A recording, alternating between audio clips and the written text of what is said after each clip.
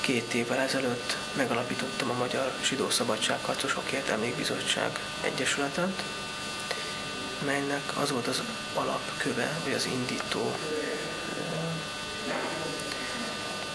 része, hogy a Sejber Sándor iskolában, gimnáziumban érettségiztem, és az érettségi évében kitértünk nagyban a zsidó vonatkozású, történelmi zsidó vonatkozásaira.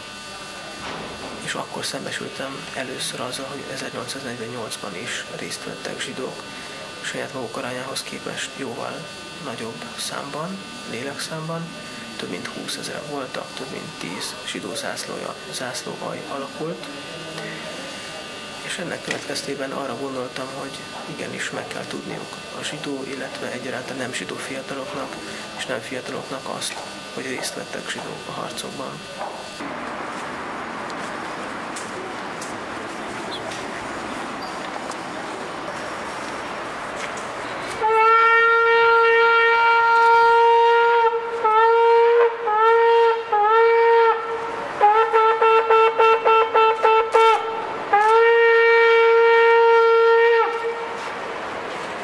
Hogy 1746-ban Mária Terézia kiüzette a zsidókat Budáról, és akkor az őket befogadó Zichy grófok birtokára mentek Óbudán, ahol aztán annyian laktak, hogy még közmondás is maradt fönn, hogy annyi, mint Óbudán a zsidó gyerek, meg ilyen közmondások voltak, és Széchenyi a naplójába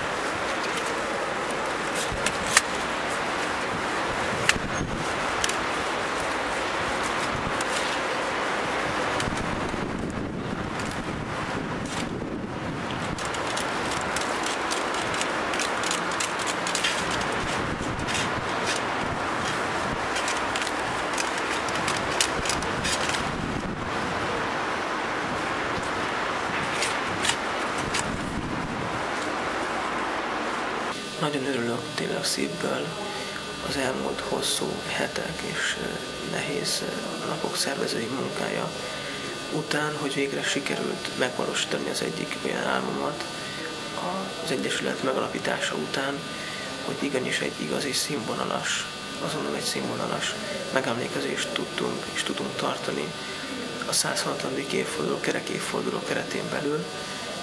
Ez volt az egyik vágyálmom, hogy egy rendes katonai tiszteletadás legyen díszlövéssel, fúvózenekarral, és az végre sikerült.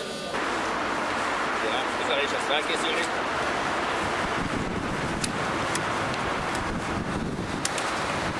Fél 45 fok. Tűz!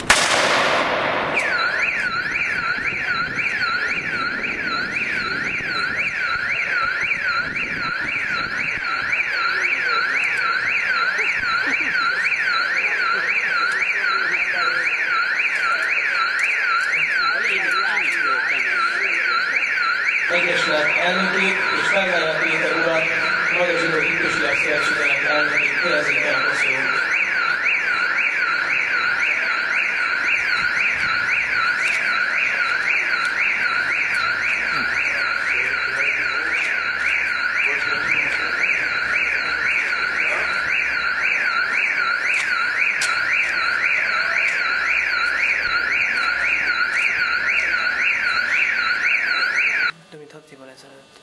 Kezdtem az úgymond kántor pályafutásomat a Pábolcai zsinagógában Körzőben, ahol 4 évig voltam előimádkozó és kántorjelölt. Ez akkoriban volt, amikor még a liturgia történet előadó szakra jártam, amit azóta elvégeztem és lediplomáztam. akkor adódott egy olyan lehetőség, hogy ott gyakorolhatom azt, amit megtanultam Klein Ervin mesterem, főkántortól.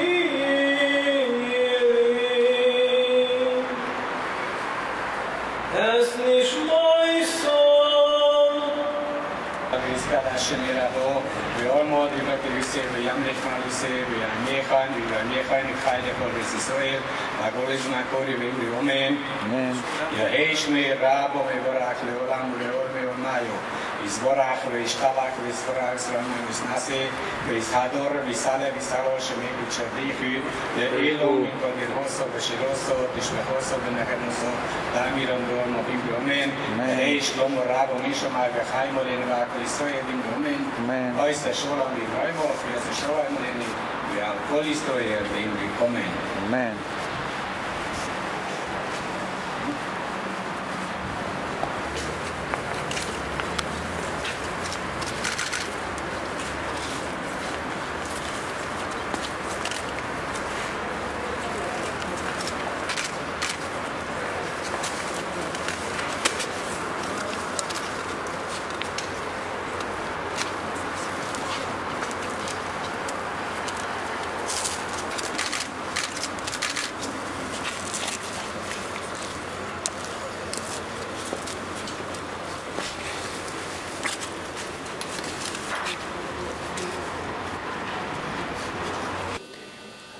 Az emlékbizottság célja és feladata többek között az, hogy ápolja és őrizze a 48-as forradalomban harcolt hősök emlékét.